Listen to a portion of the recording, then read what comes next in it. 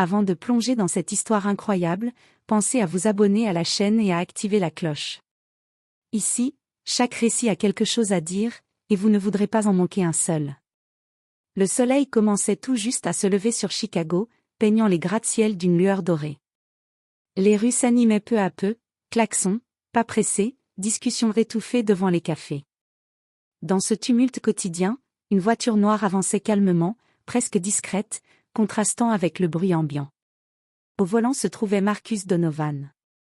Grand, élégant sans être ostentatoire, costume sombre et regard profond, il était l'image même de la maîtrise de soi. Son visage portait les marques d'années de travail acharné, de luttes silencieuses et de victoires remportées sans tambour ni trompette.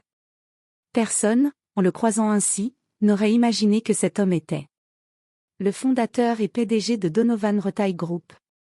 Une entreprise qu'il avait bâtie de zéro, après avoir commencé comme simple vendeur dans un petit magasin d'électronique. Pourtant, ce matin-là, Marcus n'avait pas l'air d'un PDG puissant. Il n'avait ni escorte, ni costume de luxe, ni cravate. Juste un manteau simple, une casquette noire, et ce regard pensif de quelqu'un qui porte beaucoup sur ses épaules. Car Marcus ne venait pas compter des bénéfices. Il venait chercher la vérité. Depuis des semaines, des lettres anonymes, des emails de clients, et même des confessions d'employés remontaient jusqu'à son bureau.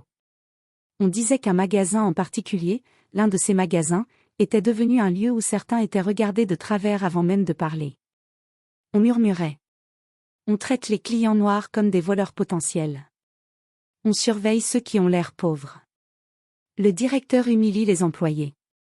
Marcus avait lu chaque mot. Et chaque mot lui avait fait mal.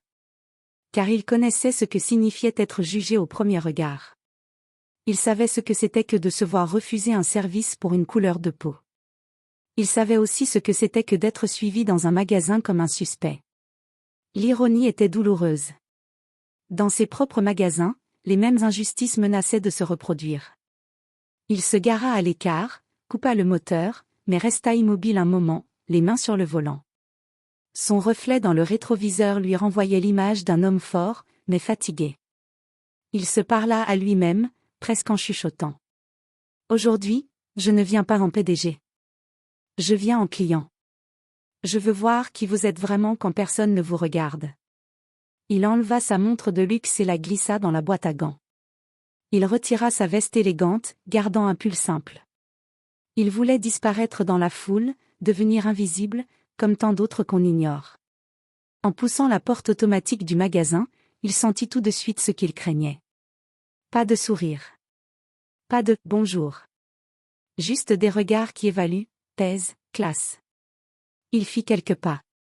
À sa droite, une mère latina tenait son enfant par la main, visiblement nerveuse sous l'œil insistant d'un agent de sécurité. Plus loin, un jeune homme noir était fixé par un vendeur sans même qu'il ait touché quoi que ce soit. Et là, derrière le comptoir principal, Marcus aperçut l'homme qu'on lui avait décrit. Brian Matthews. Le directeur.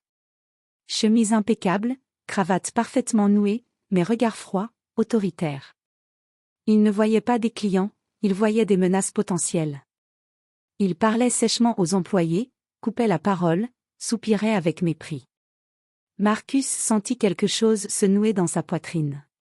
Ce magasin, il l'avait imaginé comme un lieu d'accueil, d'égalité, d'opportunité pour tous.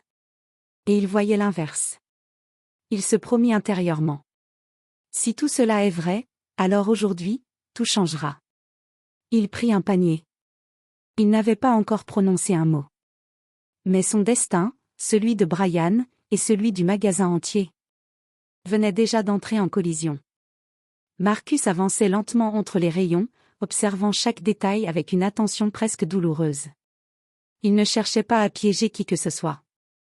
Il voulait simplement constater, sans filtre, comment on traitait un client ordinaire. Mais il n'eut pas besoin d'attendre longtemps. Près du rayon téléphone, une scène attira son attention. Une dame âgée, afro-américaine, tenait un appareil dans ses mains. « Excusez-moi, jeune homme, comment je fais pour installer WhatsApp ?» demanda-t-elle timidement. Le vendeur, un garçon blond d'à peine 20 ans, haussa les épaules. « C'est pas notre problème, madame. On vend, on n'enseigne pas. Elle rougit, gênée. Oh, désolé. Marcus sentit une colère froide monter en lui. Pas une colère explosive, non. Une colère triste, celle qu'on ressent quand on voit quelqu'un être rabaissé inutilement. Il s'approcha, mais n'intervint pas. Il voulait voir jusqu'où cela irait. Le vendeur reprit sa conversation avec un autre client, riant comme si de rien n'était. Puis la voix de Brian Matthews retentit derrière lui. « Et toi ?» Marcus se retourna. Brian le fixait intensément, le regard étroit, méfiant. « Oui », répondit Marcus calmement. « Tu as besoin d'aide ? » Ton sec. Pas d'accueil. Pas de sourire. Je regarde seulement, merci. Brian fit un pas de plus. Alors regarde vite. Ici, on n'a pas le temps pour ceux qui traînent. Un silence lourd s'abattit sur le rayon. 2 employés échangèrent un regard inquiet. Émilie, la jeune caissière, serra les lèvres, impuissante. Marcus inspira profondément. Je ne fais que lire les spécifications. Tu n'as pas besoin de lire tout ça, répliqua Brian. Crois-moi, ce genre d'ordinateur n'est pas dans ta gamme. La phrase tomba comme un coup de poing invisible. Pas dans ta gamme. Pas pour toi. Pas pour quelqu'un comme toi. Les clients alentours comprirent. Le malaise était palpable. Marcus aurait pu répliquer, hausser la voix, exiger des excuses. Mais il resta silencieux. Il voulait voir où irait l'arrogance. Brian, croyant gagner du terrain, croisa les bras. « Tu as un reçu pour ce que tu portes ?» Marcus cligna des yeux. « Pardon ? Ton manteau. On a déjà eu des types qui entrent, essaient des vêtements et sortent avec. Je demande juste. » Émilie intervint, tremblante. « Monsieur Brian, ce n'est pas autorisé de. » « Je t'ai dit de rester à ta caisse, Émilie, » lança Brian sèchement. « Ici, c'est moi qui décide. » La jeune femme baissa la tête. Marcus posa doucement le panier. « Je n'ai rien volé. Je n'ai rien touché. Je suis simplement entré comme client. »« Et moi je dis que tu dégages, » répliqua Brian. « Tu n'inspires pas confiance. » Le mot résonna. Pas confiance. Pas parce qu'il criait. Pas parce qu'il créait des problèmes. Seulement à cause de son apparence. 2 agents de sécurité s'approchèrent. « Monsieur, on va vous accompagner vers la sortie. » Marcus resta droit. « Vous êtes sûr de vouloir faire ça ?» Brian eut un rictus. « Absolument. » Les portes automatiques s'ouvrirent. Des clients regardaient, certains avec honte, d'autres avec peur. Comme si c'était normal. Comme si cela arrivait tous les jours. Avant de franchir la porte, Marcus lança un dernier regard au magasin. Pas de colère visible. Juste une promesse silencieuse. Cela ne resterait pas impuni. Le vent froid frappa Marcus au visage lorsqu'il fut dehors. Il resta un instant immobile sur le trottoir, laissant la scène tourner dans sa tête. Les regards. Le mépris. La certitude de Brian. Tout cela, dans son propre magasin. Il respira profondément, puis sortit son téléphone. « Sarah, viens au magasin de Westlake », dit-il simplement. « Tout de suite ? » ?»« Oui. »« Amène Anthony avec toi. Et fais préparer les dossiers. » Aucune colère dans sa voix. Juste une décision claire. 35 minutes plus tard, un SUV noir se gara sur le parking. Les vitres teintées s'ouvrirent, révélant Sarah Donovan, élégante, déterminée, et Anthony Reed, costume sombre, regard tranchant. Ils entrèrent ensemble. Brian, derrière le comptoir, redressa ses épaules et afficha son sourire professionnel. « Bonjour. Bienvenue. Puis-je » Puis il le vit. Marcus. Debout, calme, les attendant. Le visage de Brian se crispa. « Vous ? J'ai dit que vous étiez interdit d'entrer. » Sarah fronça légèrement les sourcils. « Interdit d'entrer ? Pour quelle raison ? » Brian hésita. Il était suspect. Anthony sortit un dossier. « Suspect de quoi ? Précisément? 2. Traîner. De poser trop de questions. De vouloir accéder aux produits chers. Le silence tomba. Sarah se tourna vers Marcus.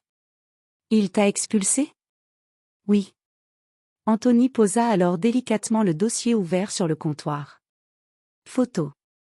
Rapport. Capture d'email. Tout y était. Directeur Matthews, nous sommes ici pour une inspection exceptionnelle, dit-il calmement. Et avant de commencer, vous devez savoir quelque chose. Brian tenta de rire. Je suis sûr qu'il y a un malentendu. Marcus s'approcha enfin. Le seul malentendu, c'est que tu crois savoir à qui tu parles. Brian le fixa, tendu. Qui êtes-vous exactement? Marcus retira calmement sa casquette. Je suis Marcus Donovan. Un frisson parcourut la pièce. Les employés se figèrent.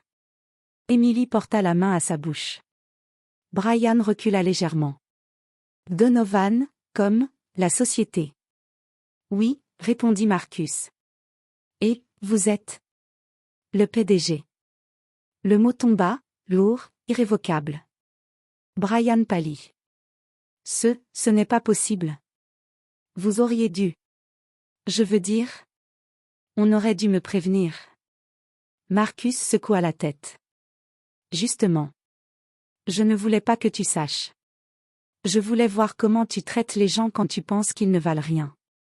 Anthony reprit. Nous avons reçu des dizaines de signalements. Suivi ciblé. Harcèlement. Discrimination. Pression sur les employés. Sarah ajouta, d'une voix ferme.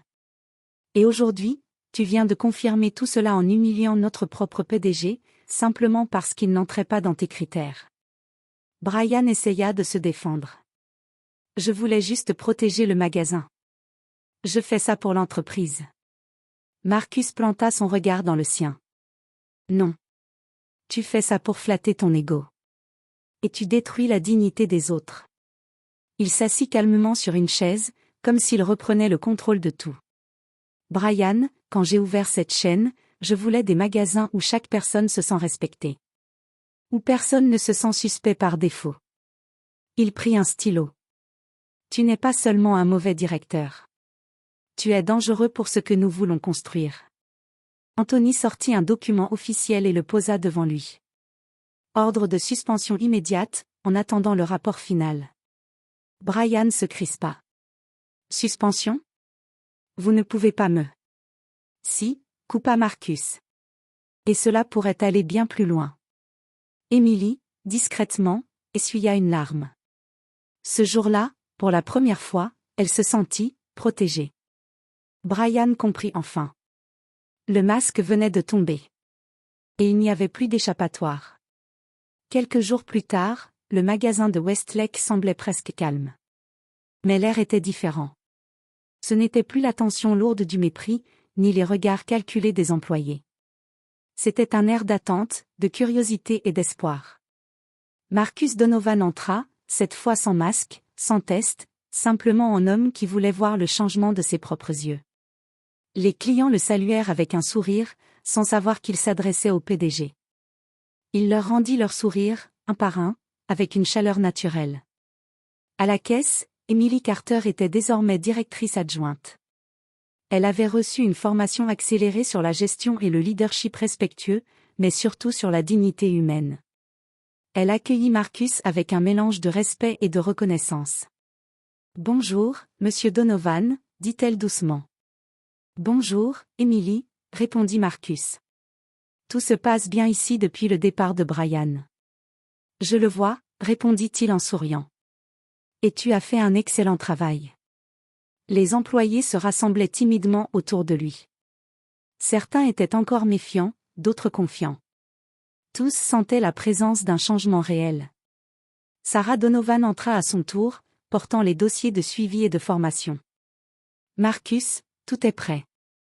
Les procédures antidiscrimination sont mises en place, et chaque employé a été informé. »« Parfait, dit-il. La leçon a été apprise, mais ce n'est pas encore terminé.